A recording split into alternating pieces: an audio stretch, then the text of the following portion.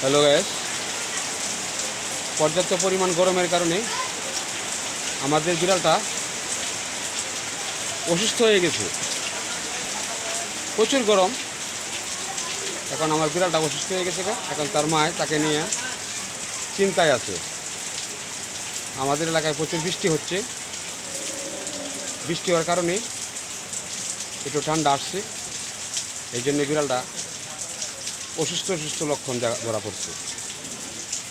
এখন এই আমাদের বাড়ির বিড়ালের মা, সে তাকে নিয়ে অনেক চিন্তা করতেছে। আমার বিড়ালটা সুস্থ হয়ে যেতে যায়, আপনারা সবাই দোয়া করবেন। এই যে সে ঘরের ভিতরে তার মায়ের কাছে বসা। সে একটু দুর্বল, প্রচুর দুর্বল। অতিরিক্ত গরমের কারণে আমাদের ভাইরাল বিড়াল সে দুর্বল হইয়া কোলরে শুয়ে পড়ছে। তার মায় তাকে যত্ন করতেছে, পাশে বসে বসে চিন্তা করতেছে। এই যে আমাদের সেই ভাইরাল বিড়াল।